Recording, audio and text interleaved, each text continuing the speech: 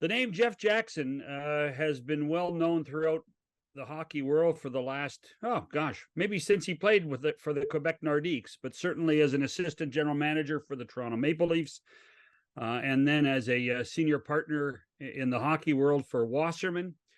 And now Jeff Jackson has taken on another task as chief executive officer of hockey operations for the Edmonton Oilers. So you went for, is this a classic case, Jeff, of going from the frying pan into the fire?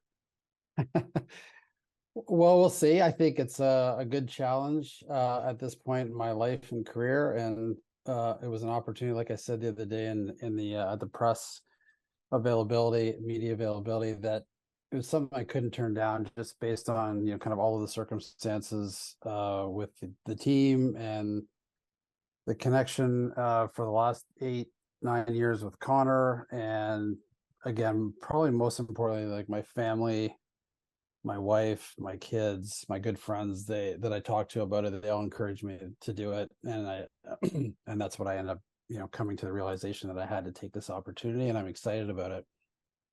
You say you had to, but you didn't need to, if I can differentiate.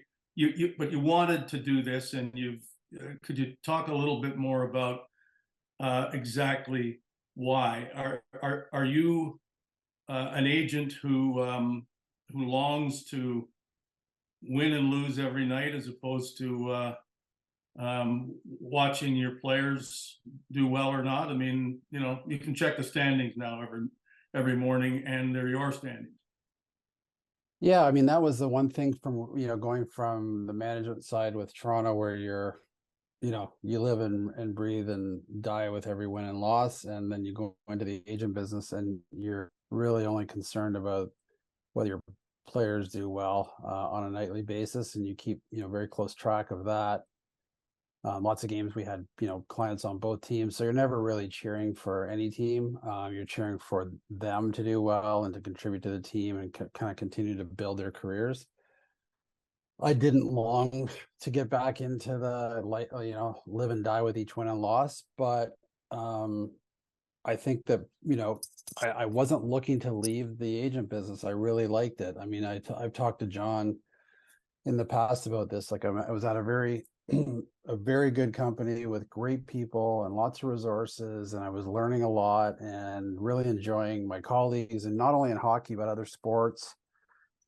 And the leadership from someone like Casey Wasserman was kind of very inspiring on a daily basis. So yeah, I was sitting in a really good spot and not looking to leave. But when this opportunity came along, like I said, looking at all of the factors, it's like these jobs don't come along very often. I guess I put myself 7-8 years down the road and said, like, if you hadn't done it, would you regret it? And I came to the answer that I would. So I decided to do it. Are you one of those guys as a former NHLer that always yearned to get your name on the Stanley Cup, and this is a way to do that? As a player, I did, yeah. But I never got anywhere close. I mean, I had a pretty short career, all things considered. Had to retire because of an injury, but the teams that I was on, I only got to play in the playoffs 1 year with the Rangers. So when I was working with Toronto, yeah, you think about that sort of thing. Again, we didn't get to the playoffs in my time there, which was disappointing. But yeah, I don't think I thought all my whole life about getting my name on the cup. It's one of those things that's the circumstances have to be perfect, because it's so hard to win a cup, and the players do the playing, and they're the ones who win it. They have to also have luck. They have to be healthy. They have to kind of gel as a team, and all of the factors. So if we're able to compete for it every year in Edmonton during my time there, I'll be really happy, and hopefully we can win one or two of them. You have had countless discussions with Connor about why the Oilers haven't had more playoff success. Is there one answer that would summarize those talks? I think, Dave, it's the team, as I see it right now, is kind of moving into that stage of maturity where they're actually ready to win. And again, they have to, all the factors have to be there, some luck, all of that. But the early frustration with the team, in his first 2 or 3 years, the personnel, decisions or whatever, coaching changes, all of that is just building toward where they are now, where they've learned to lose, or they've not learned to lose, but actually like learned from losing. And you go back in history and you look at the 80s Oilers, they did it. You look at the Bulls in the 90s where they had to lose for years. I don't think Michael Jordan won his first of 6 championships with the Bulls until he was in his 7th year, maybe 8th year. You got to go through that stuff sometimes to actually learn how to win. And that's where I think the Oilers are. So he didn't have any one frustration. Connor wants to win. Leon wants to win. All those guys, Zach Hyman, Nuge, Nursey, all of those guys are super competitive. And I think they're at the right point where they've lost a couple of years here and had lots of disappointment in losing. And now they're ready to learn from that, or have learned from it. Jeff, how do you think your agency time will help you be the CEO of a hockey operations group? I think that, we started the hockey group in 2018 when we sold part of Or Hockey. And it was just Dave Gagne and I, and Adam Phillips came with us. But Dave and I were the 2 agents.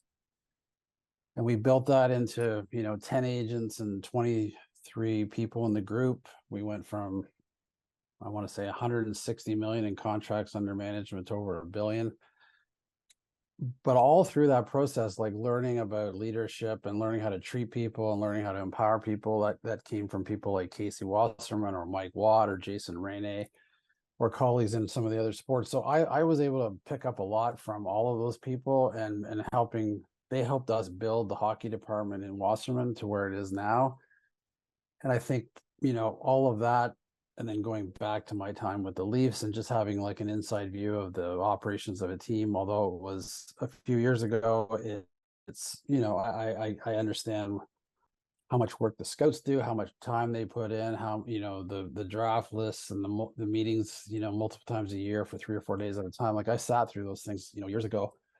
So I have an appreciation, I think, of all of it. And then I go back to my, my 8 years with the law firm where I learned a lot about just, time management and discipline and like managing multiple things at a time. So I think all of it kind of combines to put me here today. I want to go back to Connor and ask what I think is an obvious question. What's his reaction to your move? I called him, like I said the other day, I called him to talk to him about it, just to kind of let him know, get his thoughts. His immediate reaction was, that's great, Jax. Like I think you do a great job. Like, you and I have talked a lot about this team. You obviously understand the business. He encouraged me to speak with Daryl. And at that point I hadn't. He's very supportive.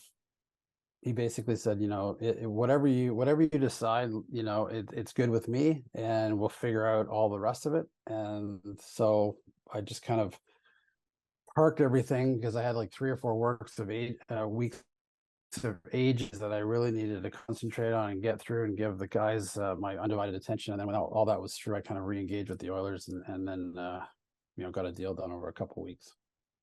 How you talked about at the press conference that Daryl and Paul Coffey, who was a conduit to all this, came to you before the draft. How difficult was it to concentrate through the draft and through that and free agency when you had this conversation with an NHL owner about a new job? Did it become a distraction at all? No, it didn't. I mean, I do have an ability to compartmentalize things and just park them while I'm concentrating on what I need to do. And that's why I immediately said to the Oilers, I didn't say no and I didn't say yes. I said, I'll think about it, but I'm going to think about it when I'm through what I really have to think about. And that's what I did. I kind of just put it off to the side. Of course, it's rolling around the back of your head sometimes, but it didn't provide a distraction for me. And when I got through, getting Alex DeBrincat traded and signed, it was a day or two later when they reached back out and said, like, how is your timing now? And I said, okay, I'm in a good spot. Everything's done that I needed to do in the short term. And so we started talking then.